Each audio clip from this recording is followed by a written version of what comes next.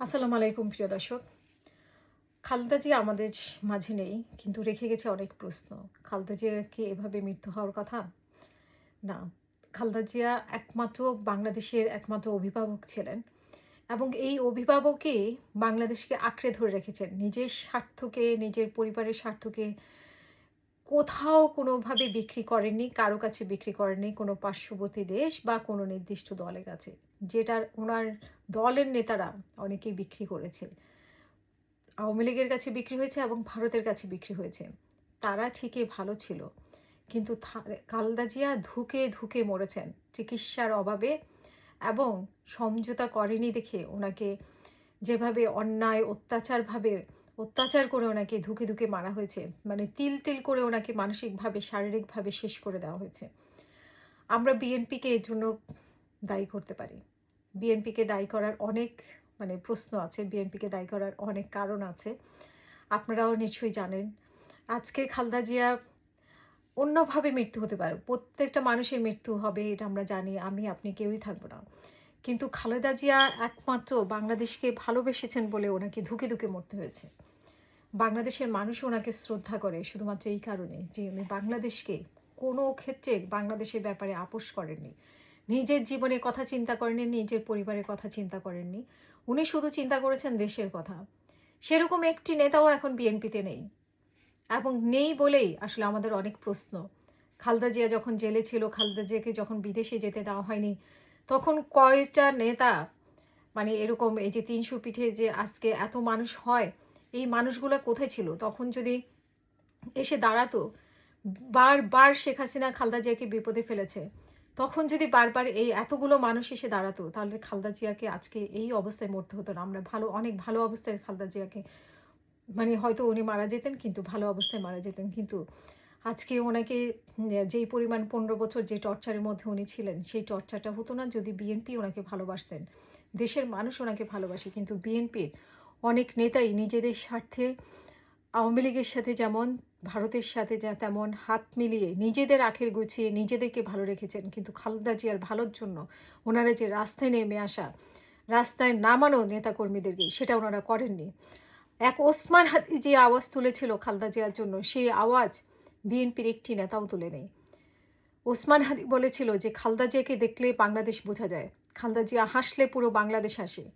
খালেদা জিয়া এমন একটি মানুষ, যেই মানুষ কারোর সাথে কোনোভাবে আপোস করেনি এবং খালেদা জিয়ার সাথে কোনো তুলনা করা হয় না। এবং খালেদা জিয়াকে আসলে খালেদা জিয়াকে ভালোবাসতে গেলে আসলে বিএনপি করতে হয় না। এবং বিএনপির যে রাজনীতি, সেই রাজনীতিতে আসলে খালেদা জিয়াকে একটা হাতিয়ার হিসেবে অনেকবারই ব্যবহার করা হয়েছে। খালেদা জিয়া একা নিঃসঙ্গ হয়ে গেছে, কিন্তু বিএনপির নেতাদের কোনো টনক নড়েনি। বিএনপির নেতারা ওনাকে মুক্ত করতে পারেনি। আজ এই প্রশ্নগুলো কিন্তু আমাদের থাকে। শেখ হাসিনা আজকে ওনার জন্য দুঃখ প্রকাশ করে, শোক বার্তা পাঠায়। কেন? শেখ হাসিনা তো ২ বছর আগে লন্ডনে বলে গেছে যে উনি আর বাঁচবে কয়দিন, ৭৮ বছর হয়ে গেছে। ওনার কিসের চিকিৎসা দরকার, ওনার কিসের বিদেশে আসা দরকার। তারপরে অনেক কোর্ট, হাইকোর্ট দেখিয়েছেন। বিএনপির নেতারা তখন কোথায় ছিল? বিএনপির নেতারা তখন আওয়াজ তুলেছিল? তখন রাস্তায় নেমেছিল দিনের পর দিন খালেদা জিয়ার জন্য? না। কারণ তারা আওয়ামী লীগের সাথে এক ধরনের সমঝোতা করেছিল। তারা খালেদা জিয়াকে ভালোবাসেনি। খালেদা জিয়াকে শুধুমাত্র রাজনৈতিকভাবে হাতিয়ার হিসেবে ব্যবহার করেছে বিএনপি। এটা বলতে আমাদের কষ্ট হবে না। এক হাদি যত কথা বলেছে খালেদা জিয়াকে নিয়ে, একটা কথা সে আমার প্রোগ্রামে বলেছিল যে ১০০ জন বিএনপি নেতা, সিনিয়র নেতা এবং একা হাদি তর্ক করলেও খালেদা জিয়া সম্পর্কে তারা বলতে পারবে না। হাদি জিতে যাবে, তারা হেরে যাবে, এরকম চ্যালেঞ্জ করে বলেছিল। আসলে এটা সত্যিকার। সত্যি আমরা মেনে নেই এই কথা।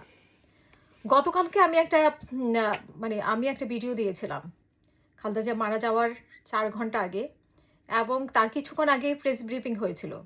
সেই ব্রিফিংয়ে বলা হয়েছে যে খালেদা জিয়ার অবস্থা সংকটাপন্ন এবং তার কিছুক্ষণ পরেই উনি কয়েক ঘন্টা পরে উনি মারা যান। এবং এই প্রেস ব্রিফিংয়ের পরপরই আমি আমার ভিডিও করেছিলাম এবং সেইখানে আমি বলেছিলাম যে খুব তাড়াতাড়ি আমরা একটা খারাপ নিউজ পাবো এবং সেটার জন্য প্রস্তুত থাকার জন্য।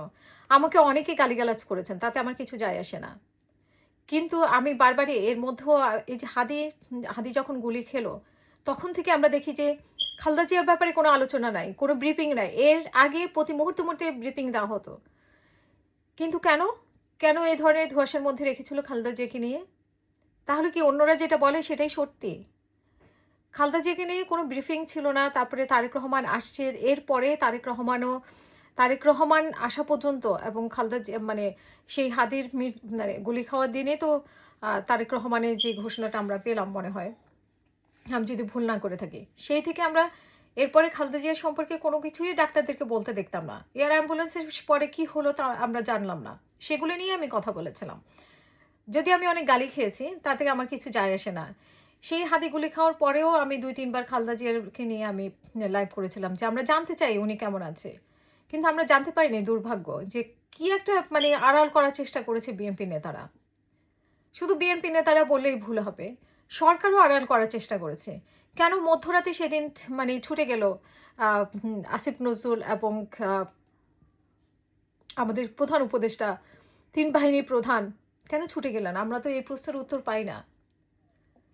তারপরে তারেক রহমান আসার পরে একটা ফুটেজ, একটা মানে ছবি আমরা কেন দেখতে পেলাম না? এর আগে আমরা মানে এক ধরনের ধোঁয়াশার মধ্যে ২-৩ সপ্তাহ আমরা এক ধরনের ধোঁয়াশার মধ্যে ছিলাম খালেদা জিয়াকে নিয়ে। কেন? এই প্রশ্নের জবাব দিতে পারবে বিএনপি? এখন বলবে যে সবাই বাজে কথা বলে, কিন্তু এই প্রশ্নের জবাব দিতে হবে বিএনপিকে।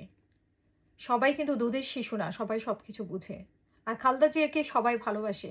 আপনারা বারবার রাজনৈতিক হাতিয়ার হিসেবে ব্যবহার করেছেন এবং ওনার মৃত্যুকেও যদি রাজনৈতিক হাতিয়ার হিসেবে ব্যবহার করেন, এটা খুবই খারাপ করেছেন। আর শেখ হাসিনা এখন শোকবার্তা পাঠাচ্ছেন। শেখ হাসিনা ওনাকে তিলে তিলে খুন করেছেন।